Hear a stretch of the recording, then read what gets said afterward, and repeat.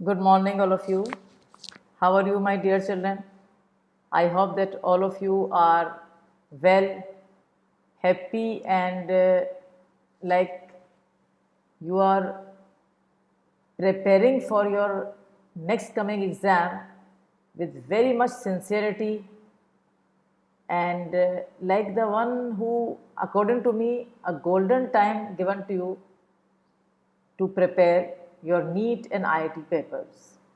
So I hope that all of you are fine, happy, positive, free from negativity, correct? And doing your work very sincerely. Now, today we will start the chapter known as redox reaction. Okay, what is the name of the chapter? Redox reaction. A very important chapter. You know why I am telling you important, my dear? Because actually always one question used to come from this chapter. I am like observing that one question used to come from this chapter like each year.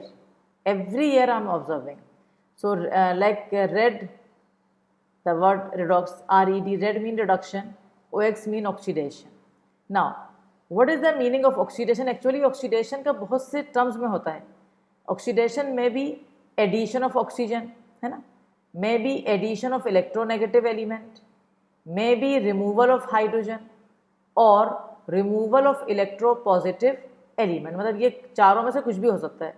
या तो oxygen का add करना हो सकता है, या electronegative element का add करना, या हाइड्रोजन को हटाना, या इलेक्ट्रोपॉजिटिव एलिमेंट को हटाना. और इसके लिए मैंने 4 एग्जाम्पल आपको दी हैं, जिसमें एक एक चीज़ जो अपन ने लिखी है ऊपर वो इसमें आ रही है. जैसे पहला लिखा है मैंने एडिशन ऑफ ऑक्सीजन. तो आप देखिए पहली एग्जाम्पल जो आपकी है 2 mg प्लस O2. यहाँ मैग्नीशियम ने ऑक्सीजन को ऐड करा है टू फॉर्म मैग्नीशियम ऑक्साइड. तो ये एडिशन ऑफ ऑक्सीजन हो गया. अब सेकेंड है addition of electronegative element. Magnesium ने, ये मैंने ग्रीन से अंडरलाइन करा है, ये ऑक्सीडेशन कर रहा है, मतलब ये एलिमेंट ऑक्सीडेशन शो कर रहा है. तो this is chlorine is the electronegative element. तो ये इसके साथ रिएक्ट करके MgCl2 बना रहा है. तो this is the addition of electronegative element, that is Cl2. फिर आपने देखा थर्ड था removal of hydrogen.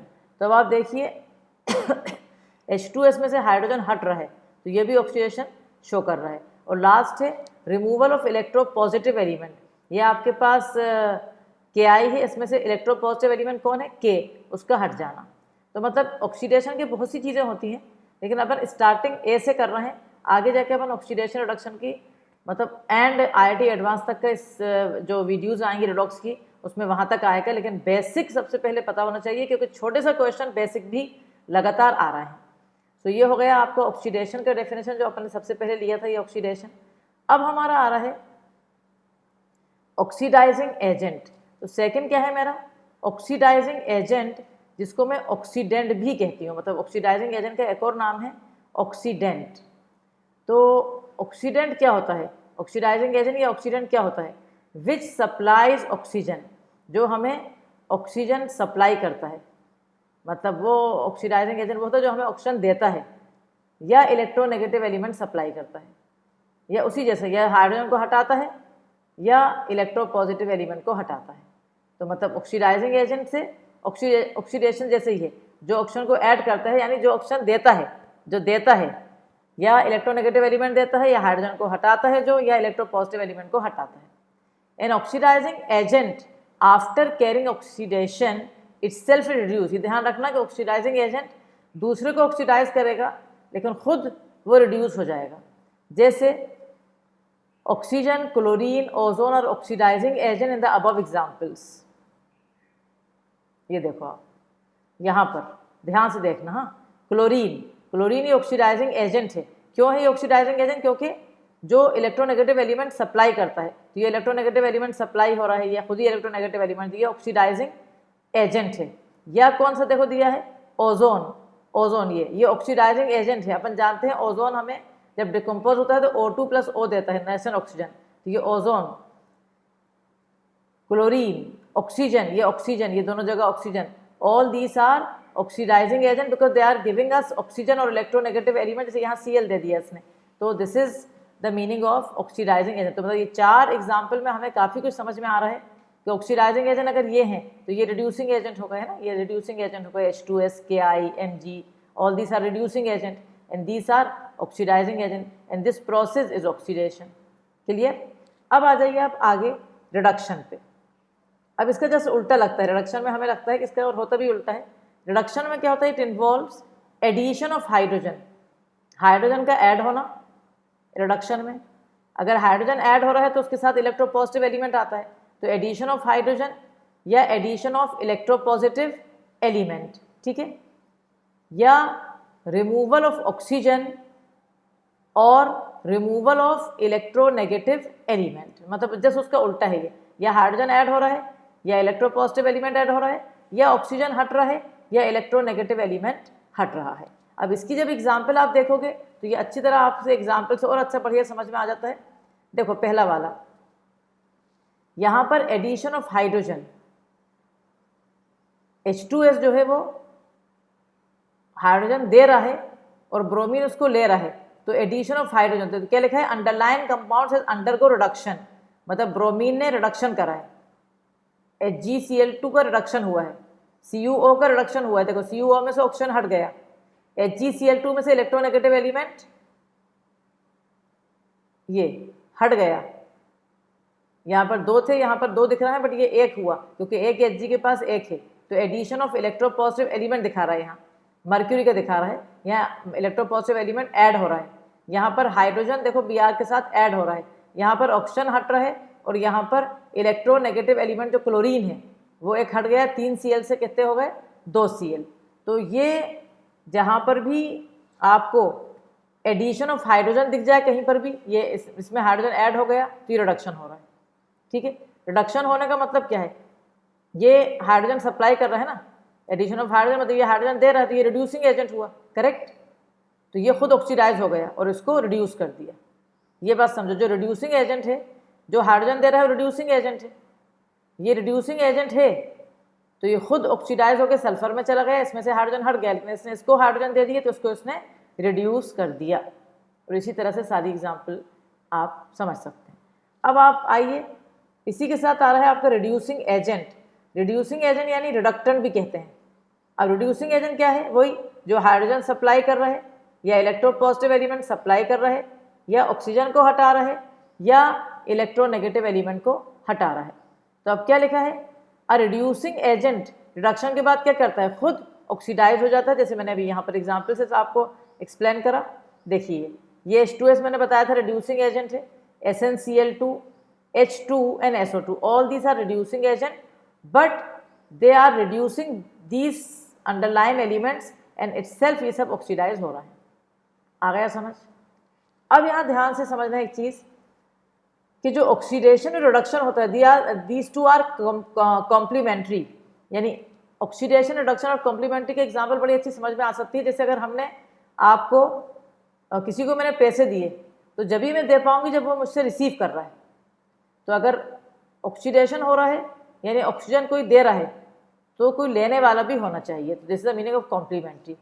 The example of this line we can take from this equation, H2S plus chlorine gives 2HCl plus sulphur. यहाँ पर H2S reducing agent है और chlorine oxidising agent है ना। तो ये क्या कर रहा है? रिड्यूसिंग एजेंट जो है वो हाइड्रोजन दे रहा है और खुद ऑक्सीडाइज हो रहा है।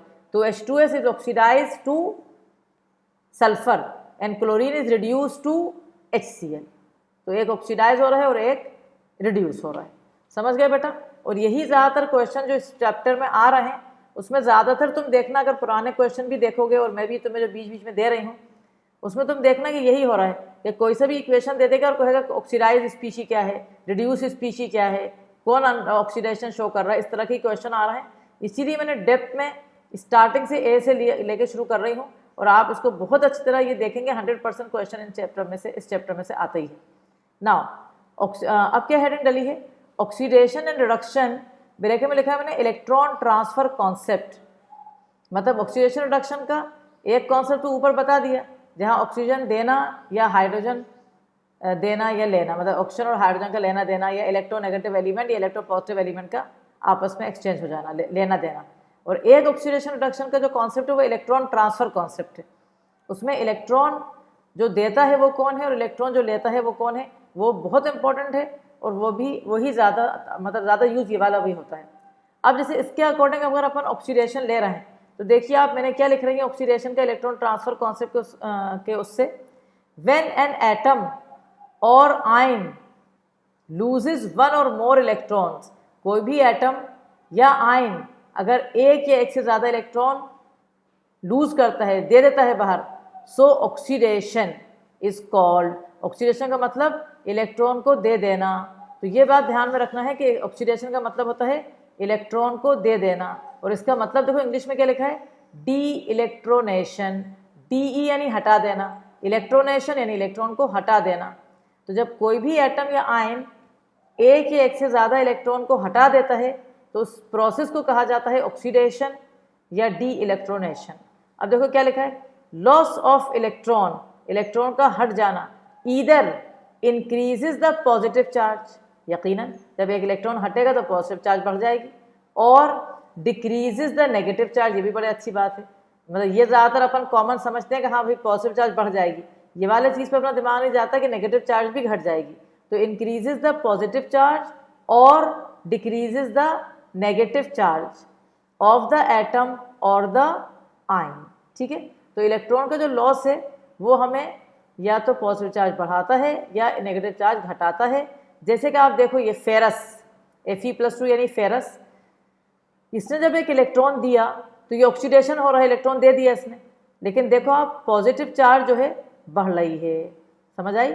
ऐसे ही MnO4-2, जैसे अपन जान रहे हैं कि MnO4-2 में अगर आप देखोगे तो ये जो Mn है इसका +6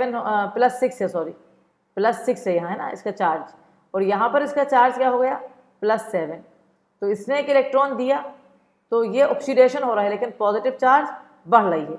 अब जैसे नेगेटिव से ज़्यादातर कॉमन नहीं है, लेकिन ये भी बड़ी अच्छी चीज़ है मालूम होना कि नेगेटिव चार्ज घट जाना, ये जैसे -1 है और यहाँ पर 0 हो गया, इलेक्ट्रॉन दे रहा है तो ऑक्सीडेशन है, लेकिन नेगेटिव चार्ज का क्या हो रहा है, डिक्रीज हो रही है, -1 से प्लस यानी नेगेटिव चार्ज घट गई। So this is the definition of oxidation in terms of giving electrons. उसी हिसाब से रिडक्शन की जब आएगी तो वो in terms of to gain electrons हो जाएगा। जैसे अब रिडक्शन आ रहा है in terms of electron transfer में क्या लिखा है यहाँ, व्हेन एन एटम और आयन, जब कोई भी एटम या आयन गेन करेगा 1 और मोर इलेक्ट्रॉन, यहाँ पर गेन कर रहा है, सो रिडक्शन इज कॉल्ड, और इसे कहते हैं इलेक्ट्रोनेशन। यहाँ पर इलेक्ट्रॉन का एडिशन दिखाया जा रहा है तो ये इलेक्ट्रोनेशन इसे कहा जाता है। समझ गए बेटा। अब यहाँ एक बात ध्यान में रखो आप, गेन ऑफ इलेक्ट्रॉन, इलेक्ट्रॉन का गेन करना, इलेक्ट्रॉन का ऐड होना, either decreases the positive charge, बिल्कुल उसका उल्टा होगा, वहाँ पॉजिटिव चार्ज बढ़ रही थी, यहाँ पॉजिटिव चार्ज घटेगी, और नेगेटिव चार्ज का बढ़ जाना, increase the negative charge. Late us do it. I am taking the just example of ferrous का अपोजिट। फेरस फेरिक दे रहा था, अब जैसे अगर फेरिक आपको फेरस में कन्वर्ट करना है तो ये एक इलेक्ट्रॉन ऐड कर रहा है और देखिए आप पॉजिटिव चार्ज आपकी घट रही है। या फिर क्लोरीन का भी उल्टा कर दिया इस इक्वेशन का, तो मैंने उल्टा करा है, Cl2 + 2 electron gives 2 Cl negative, electron gain हो रहा है यानी रिडक्शन, और ये नेगेटिव चार्ज यहाँ 0 थी, नेगेटिव चार्ज यहाँ पर बढ़ गई आपकी -1। I hope it is clear my dear children, the concept of oxidation and reduction in terms of electron transfer. Let us take one equation here, that is H2S plus FeCl3 gives FeCl2 plus HCl plus sulfur। बहुत से तरीके मैंने बता दिए हैं। अब जैसे ऐसा इक्वेशन एग्जाम में आ गया, सपोज ये वाला, और आपसे कहा, कुछ भी कह रहा है, कौन ऑक्सीडेशन कहाँ हो रहा है, रिडक्शन कहाँ हो रहा है, कौन ऑक्सीडाइज होकर काय में जा रहा है, कौन रिड्यूस होके, मतलब अगर अपन समझे नहीं तो बहुत टफ लगता है, और अगर समझे हैं तो बहुत ही ईजी है। देखो H2S कोई सी भी टर्म से समझ लो, तो जिससे तुम्हें समझना है, या तो मैं दोनों से समझाती हूँ। H2S ने हाइड्रोजन हटा दिया, रिमूवल ऑफ हाइड्रोजन यानी क्या हुआ, हाइड्रोजन का हटा देना यानी ऑक्सीडाइजिंग एजेंट हुआ ये, पक्का ना। ऑक्सीडाइजिंग एजेंट मतलब ऑक्सीडेशन कर रहा है ये, H2S से सल्फर जो जा रहा है वो ऑक्सीडेशन हो रहा है क्योंकि उसने हाइड्रोजन हटा दिया। अब लेकिन हाइड्रोजन देने वाला है, वो हाइड्रोजन हटाया है तो ऑक्सीडेशन हो रहा है, लेकिन ये हाइड्रोजन दे रहा है तो ये रिड्यूसिंग एजेंट हो गया, करेक्ट। और रिड्यूसिंग एजेंट क्या करता है, रिड्यूस करता है, किसको रिड्यूस कर रहा है, FeCl3 को रिड्यूस कर रहा है, FeCl2 में रिड्यूस हो रहा है जब इलेक्ट्रोनेगेटिव एलिमेंट कम हो गया, और खुद ऑक्सीडाइज हो रहा है सल्फर में। ये तो ऐसे समझ लो, या इलेक्ट्रॉन ट्रांसफर से समझना है वो भी कर सकते हो। ये -2 है सल्फर का, यहाँ सल्फर 0 हो गया। देखो नेगेटिव चार्ज का बढ़ जाना, बढ़ गई नेगेटिव चार्ज, और यहाँ देखो फेरिक Fe+3 से Fe+2 में गया, मतलब फेरिक की चार्ज घट गई, तो ये रिड्यूस हो गया, ऐसे समझ लो। FeCl3 रिड्यूस हो रहा है, अगर रिड्यूस हो रहा है तो कोई रिड्यूसिंग एजेंट होएगा ना, तो H2S रिड्यूसिंग एजेंट है जो रिड्यूस कर रहा है FeCl3 को FeCl2। और बहुत ही बढ़िया ट्रिक है, रिड्यूस यानी कम हो जाना, पॉजिटिव चार्ज का घट जाना, जहाँ भी हो वो चीज़ रिड्यूस हो रही होती है, और दूसरी चीज़ रिड्यूसिंग एजेंट हो जाती है, और ये खुद ऑक्सीडाइजिंग एजेंट हो गई। तो क्या हुआ, H2S ने FeCl3 को रिड्यूस कर दिया FeCl2 में, खुद ऑक्सीडाइज हो गया सल्फर में, यानी H2S ये रिड्यूस खुद ऑक्सीडाइज हुआ, नहीं खुद ये रिड्यूसिंग एजेंट है, और ये जो रिड्यूस हुआ है ये क्या है, ऑक्सीडाइजिंग एजेंट। तो ये एक इक्वेशन से मुझे लगता है पूरी कहानी समझ में आ जाएगी, और 10 साल के क्वेश्चन अगर देखोगे तो बन जाएंगे, अगर ये आप समझ गए अच्छी तरह। तो प्लीज़ इसको रिवाइज करेंगे, एक दफ़ा 2 दफ़ा देखेंगे ताकि दिमाग में बिल्कुल बैठ जाए। अब आ रहा है इसका कंक्लूजन, इस पूरी बात का कंक्लूजन क्या है। Oxidation process in which one or more electrons are lost, electron का लॉस्ट हो जाना। Reduction process in which one or more electron are gained, electron का गेन हो जाना। ऑक्सीडेंट यानी ऑक्सीडाइजिंग एजेंट जो एक्सेप्ट करता है, इलेक्ट्रॉन के टर्म से बता रही हूँ मैं, ऑक्सीडेंट या ऑक्सीडाइजिंग एजेंट जो इलेक्ट्रॉन को गेन करता है। रिडक्टेंट या रिड्यूसिंग एजेंट जो इलेक्ट्रॉन को देता है, इलेक्ट्रॉन डोनेट करता है। तो ये बढ़िया आपका पूरा एक कंक्लूजन हो गया about oxidation, reduction, oxidising agent यानी ऑक्सीडेंट, रिड्यूसिंग एजेंट यानी रिडक्टेंट। अब इसके बाद जो नेक्स्ट टॉपिक हमारा आ रहा है इस वाले वीडियो में, वो हमारा आ रहा है ऑक्सीडेशन नंबर। ये भी बहुत ही बढ़िया टॉपिक है और इम्पॉर्टेंट है। ये भी क्या कह रहा है ऑक्सीडेशन नंबर में, इट इज़ द चार्ज, ये एक चार्ज होती है विच an atom of the element, जो कि किसी भी एलिमेंट का जो एटम है, हैज़ इन इट्स ओन, या तो उसकी खुद की होती है, और appears to have when present in the combined state with other atoms. या तो जैसे ऑलरेडी उसके ऊपर चार्ज, जैसे Na पे +1 है तो वो चार्ज हो गई, वो ऑक्सीडेशन नंबर हो गया +1। या जैसे NaCl है, अगर वो कंबाइंड स्टेट में है तो दूसरे एटम का जो भी चार्ज है उसके हिसाब से, जैसे NaCl में Cl का -1 है तो Na का +1 हो गया। This is the meaning of oxidation number. तो अभी आगे जाके मैं वैलेंसी के बारे में बताऊंगी और ऑक्सीडेशन नंबर के डिफरेंस। यही डिफरेंस होता है कि वैलेंसी जो है वो इंडिविजुअली एक ही की रहती है, अकेले मतलब इंडिविजुअल एलिमेंट की, लेकिन ये कंबाइंड स्टेट में भी लेते हैं oxidation number. Now we have few rules for assigning oxidation number which are very very important rules. जैसे पहला रूल है, oxidation number in elementary state of a substance, elementary मतलब जैसे वो नेचुरली होता है एलिमेंट के फॉर्म में, और in allotropic form is taken as 0। अब एग्जाम्पल देखो, जैसे N2 एलिमेंट्री फॉर्म N2 ही है ना, उसके गैस के फॉर्म में, क्लोरीन, हीलियम, P4 ये एलोट्रॉपिक फॉर्म है फॉस्फोरस का, S8 ये एलोट्रॉपिक फॉर्म है, O2 ऑप्शन ऐसा, ओजोन, ये सब एलिमेंट्री फॉर्म है। इन सारे, इनमें से हज़ारों और एग्जाम्पल है, कार्बन जैसे डायमंड या ग्रेफाइट, जो भी, इनका ऑक्सीडेशन नंबर हमेशा रूल है कि असाइन करा गया है 0, इसको 0 लेंगे। सेकेंड रूल आ रहा है आपका oxidation number of a mono atomic ion, mono atomic जैसे ये अकेला atom, mono atomic ion, is the same as the charge on it. जो भी मोनो एटोमिक आयन है उस पर जो भी चार्ज लगी है वही उसका ऑक्सीडेशन नंबर है। जैसे Na पे +1 लगी है तो Na का +1 ही उसका ऑक्सीडेशन नंबर है। Mg पे चार्ज लगी है +2 तो Mg का ऑक्सीडेशन नंबर ही उसका चार्ज जो है वही उसका ऑक्सीडेशन नंबर है। ऐसे ही आप देखो N-3, N पे कितनी चार्ज लगी है, -3, तो -3 ही उसका ऑक्सीडेशन नंबर है। उसके बाद आप थर्ड रूल पे आ रहा है। थर्ड रूल आपका कह रहा है कि हाइड्रोजन जो है बेटा, हाइड्रोजन का ऑक्सीडेशन नंबर हमेशा +1 है जब वो कंबाइन होगा नॉन मेटल से, जैसे कि HCl है ना, HF है, ये सब नॉन मेटल से जब भी वो जुड़ेगा तो उसका ऑक्सीडेशन स्टेट +1 है। लेकिन ये भी बड़ी स्पेशल बात है, -1। नॉर्मली हाइड्रोजन का कोई भी नहीं सोचता कि भाई -1 होएगा, क्योंकि हाइड्रोजन सबसे इलेक्ट्रोपॉजिटिव एलिमेंट माना जाता है। सबसे नहीं लेकिन मतलब माना जाता है इलेक्ट्रोपॉजिटिव। तो उसका -1 कब होता है?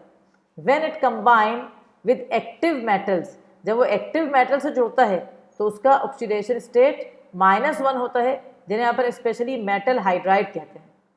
जैसे LiH, यहाँ पर LiH से ज़्यादा इलेक्ट्रोपॉजिटिव है, इसलिए H का जो चार्ज है वो क्या हो जाएगा? -1, इसे हाइड्राइड कहते हैं।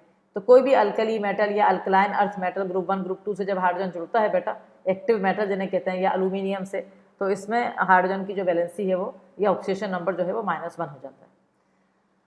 रूल नंबर 4 कह रहा है ऑक्सीडेशन नंबर ऑफ ऑक्सीजन ये -2 है ना। नॉर्मली ऑक्सीजन का ऑक्सीडेशन नंबर -2 होता है, एक्सेप्ट पेरोक्साइड में जैसे H2O2 है, इसमें -1 होगा क्योंकि 2H का +2 है तो 2 ऑक्सीजन का -2 तो 1 का -1।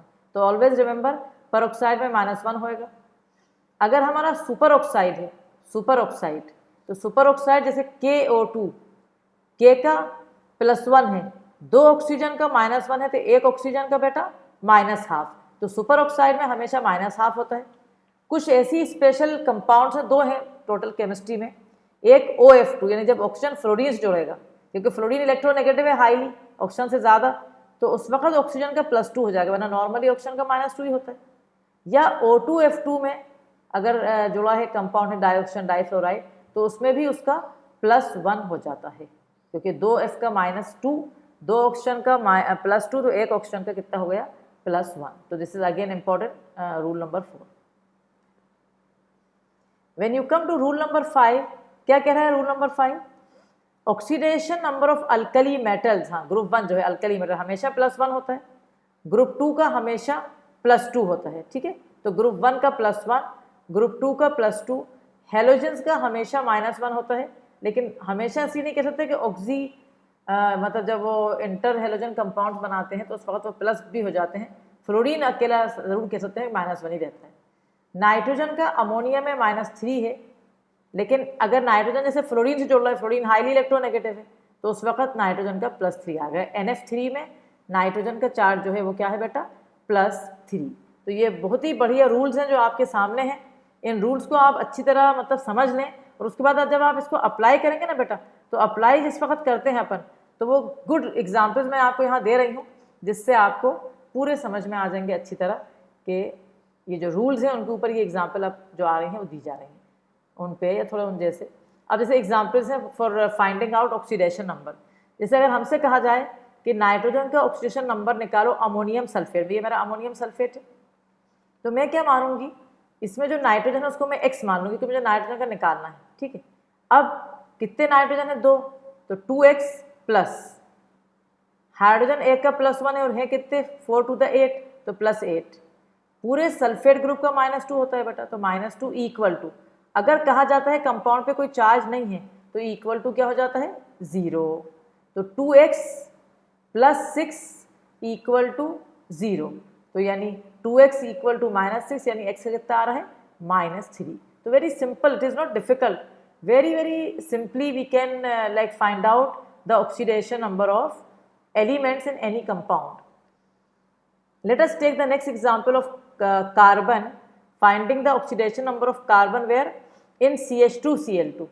CH2Cl2 में अगर निकालना है बहुत ही आसान है, 2 हाइड्रोजन का +2, 2 Cl का -2, +2 -2 0, तो कार्बन का 0 आ जाएगा। तो ये कार्बन का आपका 0 आ गया।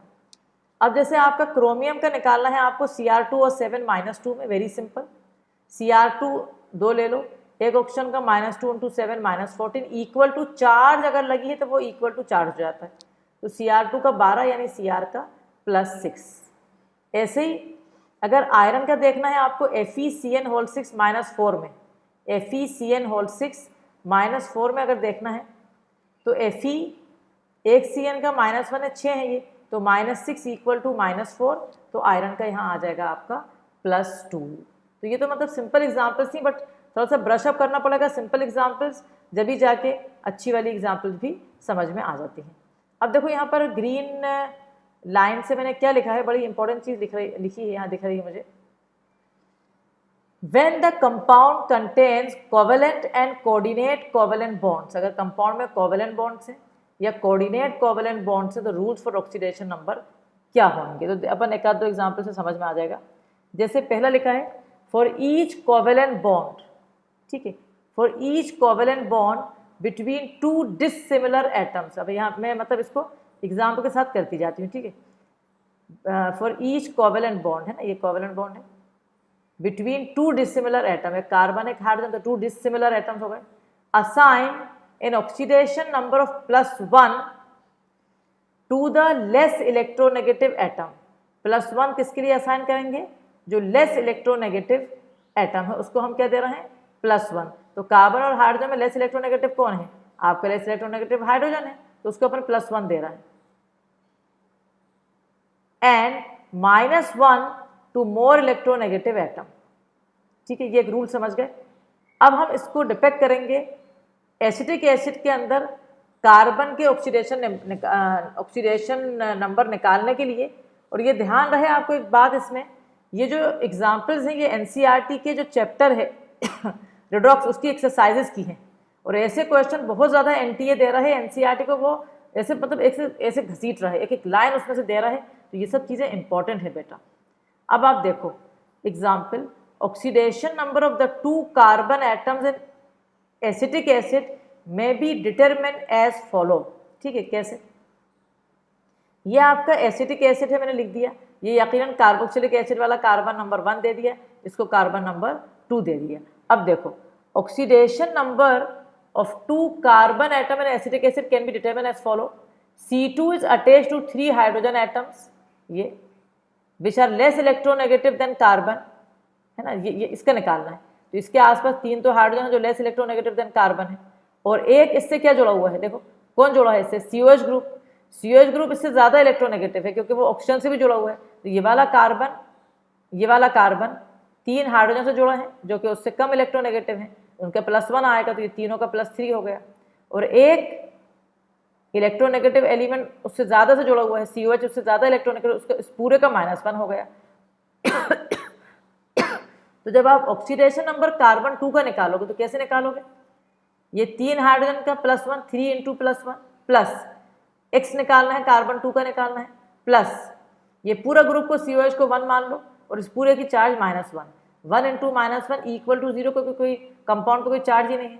तो x का कितना आ गया बेटा, -2। कितना प्यारा रूल है और कितना बढ़िया रूल है। और ये एनसीईआरटी के क्वेश्चंस हैं एट द बैक, जो कि अपन छोड़ भी देते हैं, पता भी नहीं चलता।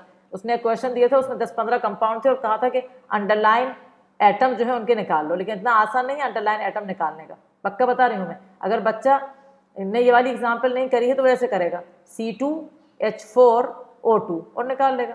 तो C2H4O2 से करोगे, देखना तुम्हारे कार्बन 1, 2 का थोड़ी आएगा, तो जनरल एक कार्बन का आएगा और यहाँ दोनों कार्बन का निकालना है। अब हमें कार्बन 1 का ऑक्सीडेशन नंबर निकालना है एसिटिक एसिड में, क्योंकि उसने हमें दोनों कार्बन का कहा है। तो कार्बन 1 का हम निकालना है, ठीक है, कार्बन 1 का हम निकालना है। इसको हम, इस पूरे को हम देखो, अब ये क्या है, ये क्या कह रहा है, जो इससे जुड़ा है अगर वो उससे कम इलेक्ट्रोनेगेटिव एलिमेंट है, तो ये जैसे इस वक्त इसके लिए ये पूरा एक ग्रुप हो गया CH3, ये इससे कम इलेक्ट्रोनेगेटिव है तो इसका +1 हो गया, पूरे CH3 का +1 हो गया, समझ गए, +1 प्लस x, इसका x मान रहा है, -2 किसका मान रहा हो, -2, ये किससे जुड़ा है, O से, इस O का -2, और ये पूरा OH का -1, इस पूरे OH का -1, तो -2 प्लस -1 इक्वल टू 0। तो x का कितना आ रहा है बेटा, +2। कितना बढ़िया क्वेश्चन है, और टोटल मिला के 0 आता है। जैसे अगर अपन अलग करते हैं ना CH3COH, देखो C2 +4 -4 हो जाता, तो C2 का देखो ये 3 हाइड्रोजन और 1 हाइड्रोजन, +4 और 2 ऑक्सीजन, तो -4, तो C2 इक्वल टू 0 होता, कार्बन का 0 समझते तुम। तो जो ऑप्शन 0 होता ना उस पर तुम लगाते, 0 नहीं है।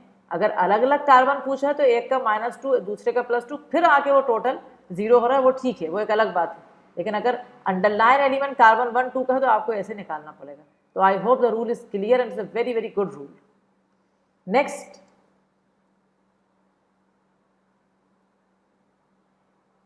If the covalent bond is between 2 similar atoms, ठीक है। अब कोवेलेंट बॉन्ड जैसे ये वाला 2 सिमिलर एटम्स के बीच में है, which are further attached to similar species.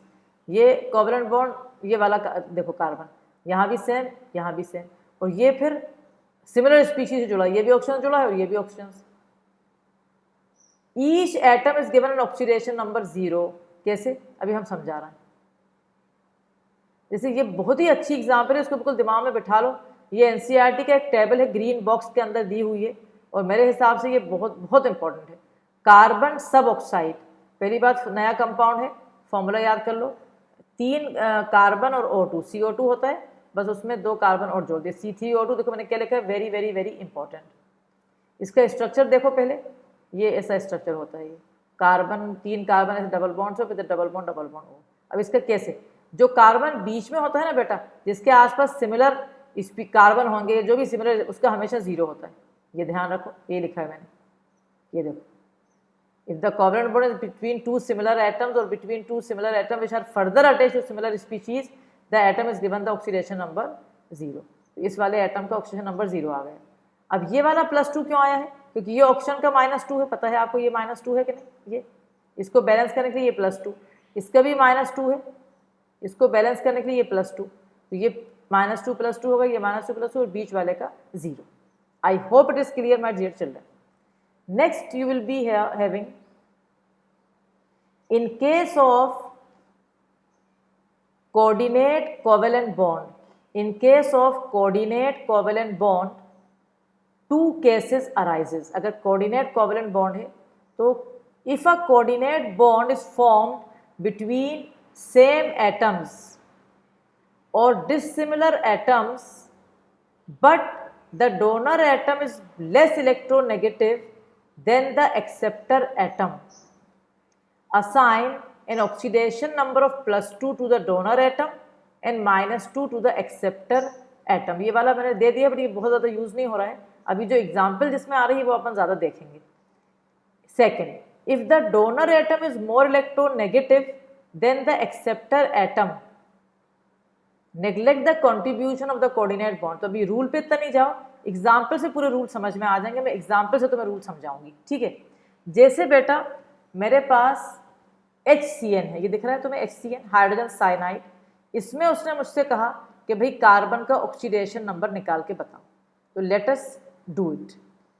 In HCN, ये HCN है, as nitrogen is more electronegative than carbon. क्या कह रहा है, चलो ये छोड़ो अभी, ये वाला donor atom is more electronegative then acceptor atom. अभी रूल के बगैर अपन कर रहे हैं, चलो रूल छोड़ दो अभी तो यहाँ से करो। यहाँ ये तो सबको दिख रहा है कि कार्बन और नाइट्रोजन में नाइट्रोजन ज़्यादा इलेक्ट्रोनेगेटिव है बेटा और कार्बन कम है ना। तो as nitrogen is more electronegative than carbon, hence each covalent bond gives an oxidation of number of -1 to nitrogen. कितना बढ़िया लग रहा है। ये कितने बॉन्ड है देखो, 1 2 3, हर बॉन्ड में 2 इलेक्ट्रॉन है, लेकिन हर बॉन्ड नाइट्रोजन को -1 दे रहा है क्योंकि ज़्यादा इलेक्ट्रोनेगेटिव एलिमेंट है, तो उसको वो -1 दे रहा है। तो कितना हो गया नाइट्रोजन के मतलब -3 हो गया क्योंकि ज़्यादा इलेक्ट्रोनेगेटिव है।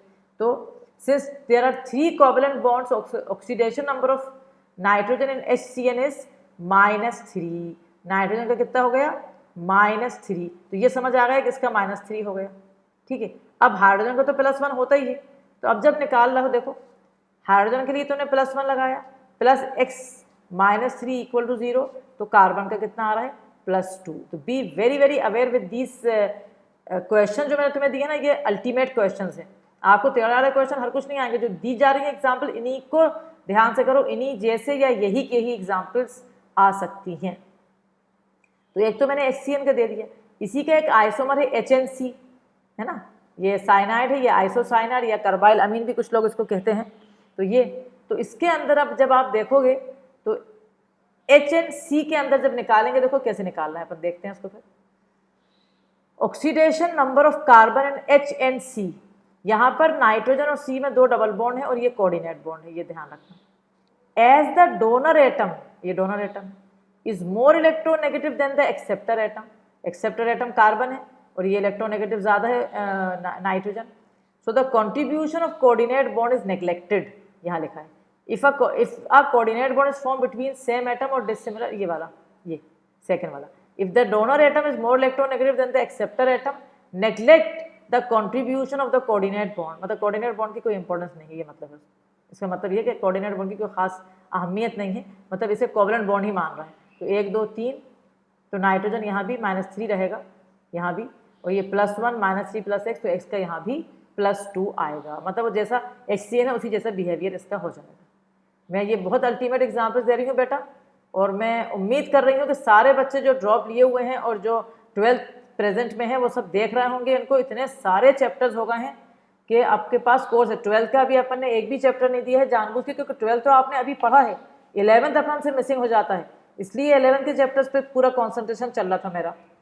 अब आप देखिए आगे ग्रीन से क्या दिया जा रहा है आपको, again a very very good example, oxidation number of metals in amalgam, amalgam यानी कोई भी मेटल को मर्क्यूरी में डिसॉल्व करना, सोडियम अमलगम, जिंक अमलगम, इनके अंदर आप देखोगे कि हमेशा उसको हम 0 मानते हैं, जब भी अमलगम जुड़ा होता है मर्क्यूरी किसी भी मेटल से उसको 0 मानते हैं।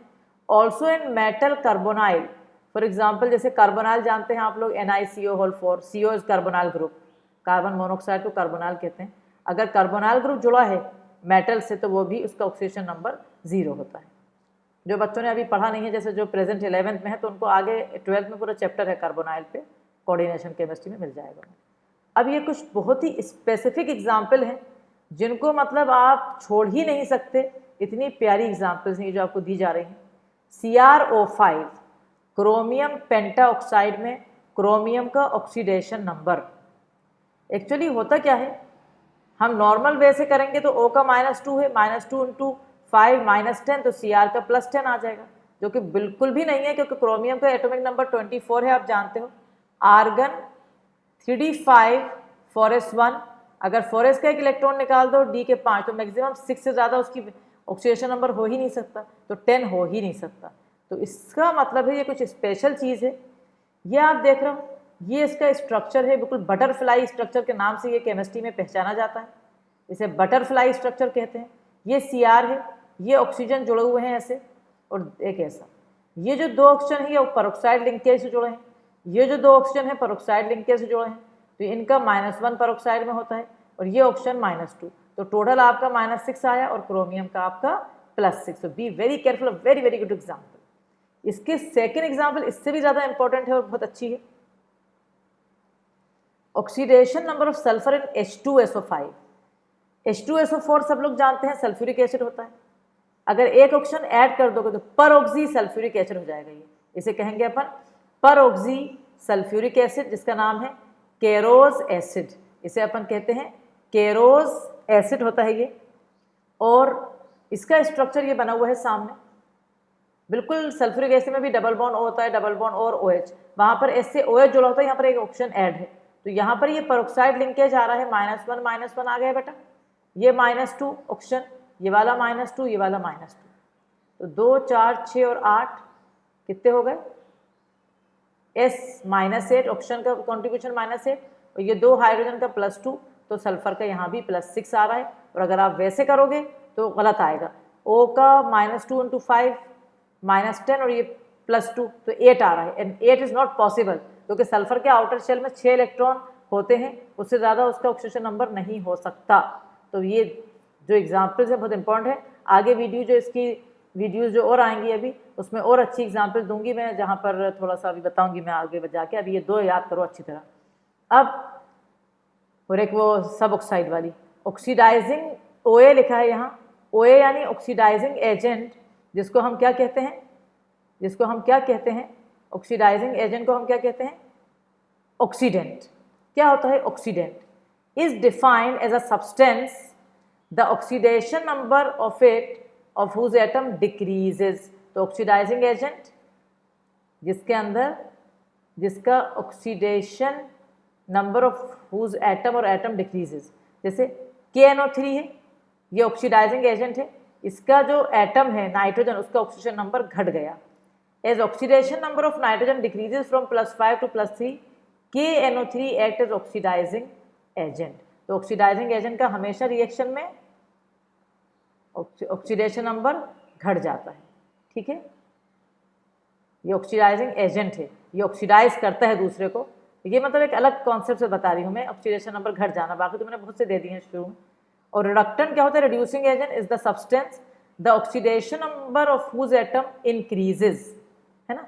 तो अब जैसे ये इक्वेशन तुम्हें दिया मैंने, अब जैसे बच्चे को समझना है कि इस इक्वेशन में जैसे उसने दिया कौन ऑक्सीडाइज कौन रिड्यूस, तो सिंपल सी बात, इसका -2 से 0 में जा रहा है, बढ़ गया, दिख रहा है तुम्हें, बढ़ गया ऑक्सीडेशन नंबर, यहाँ बढ़ा, यहाँ +5 से +2 में गया, यहाँ ऑक्सीडेशन नंबर घटा, जिसका ऑक्सीडेशन नंबर घटेगा वो क्या होगा? Oxidising agent. जिसका ऑक्सीडेशन नंबर बढ़ेगा वो क्या होगा? Reducing agent. समझ गए अच्छी तरह? तो H2S acting as reducing agent and HNO3 acting as an oxidising agent. So I hope कि आपको ये बहुत अच्छी तरह समझ में आया होगा और आप ध्यान से इस पर ध्यान रखेंगे, क्योंकि ये बहुत इंपॉर्टेंट चीज़ें हैं। आगे इस चैप्टर की नियरली 3 वीडियोज़ होंगी।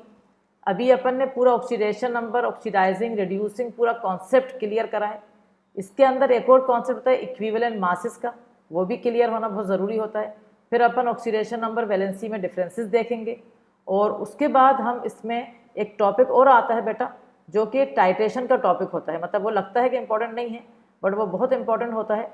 वो टॉपिक के में टाइट्रेशन के बारे में, मतलब इसमें कि टाइट्रेशन जैसे एसिड बेस टाइट्रेशन है आपका, ऐसे ही आपके और भी टाइट्रेशन है, वो भी हम इसके अंदर मेजर करेंगे, देखेंगे हम उसको।